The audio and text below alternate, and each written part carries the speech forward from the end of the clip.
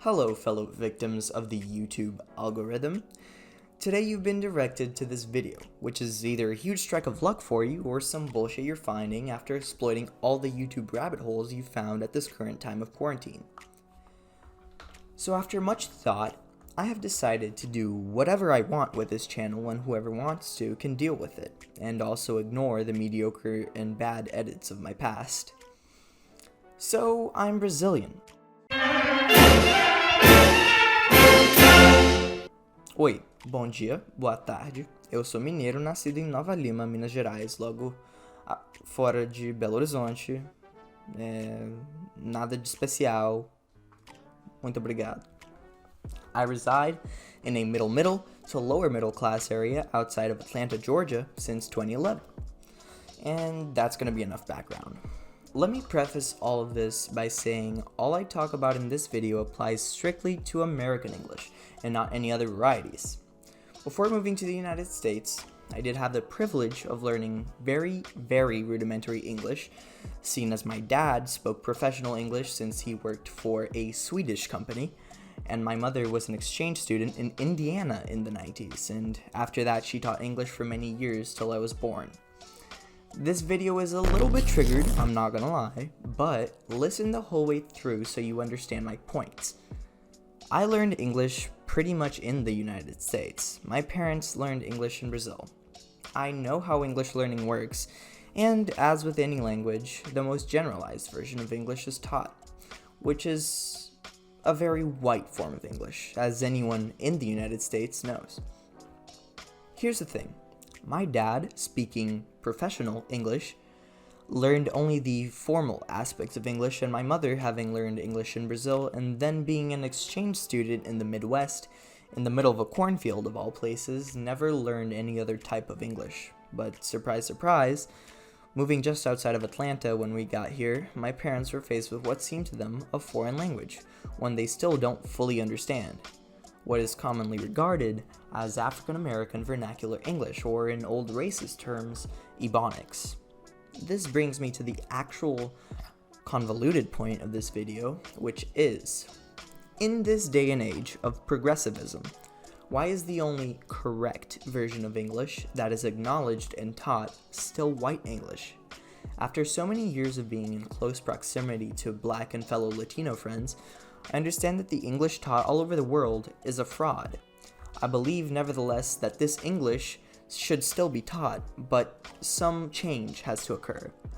African-American Vernacular English, AAVE for short, should be formally acknowledged and standardized as a dialect of American English.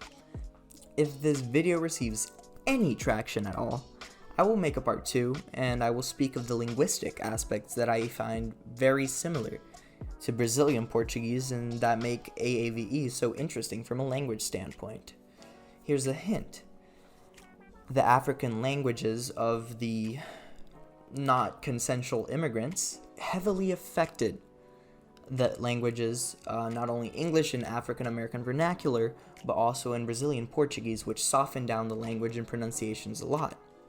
Formal acknowledgement of AAVE would bring so many good changes to the United States. I will now tackle them in an orderly fashion.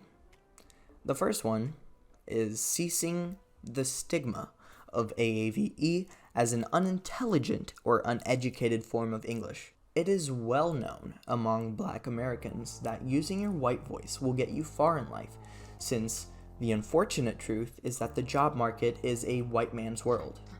In courts, job interviews, airports, generally any formal situation, as well as in predominantly white areas, like the nice Christian white suburbs of Alpharetta and Johns Creek as an example for Atlantans. All these examples, if a Black person talks white in them, it will place them in the favor of the unconsciously racist whiteys. If a dialect is formally enacted, it can help kickstart the social change so many people have been yearning for so long.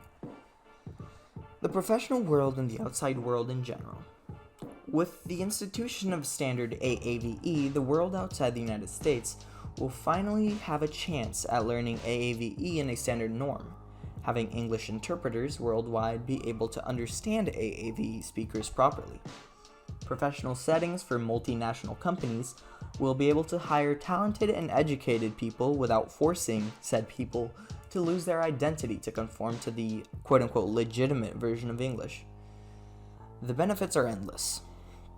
And I personally, to this day, do not understand how I've never heard anyone else say anything about this topic. It is, to me, genuinely sad that AAVE speakers in the United States have to feel like outsiders in their own country and have to speak the quote-unquote standard English just to get by and be reasonably successful. This is something I honestly believe needs to change. So, yeah, that's it. That's all I'm saying in this video, and I have other things planned, and if anyone actually watches this, do tell me, because I will make the part 2, and I'll may even look into discussing this with more intelligent and qualified people. Who knows, maybe I can spark some change. Thanks for watching. Comment something. Just tell me you saw this. Just let me know, please. I am in desperate need for validation, and I'm trying to avoid my schoolwork as much as possible, so just please, just say something. Good night.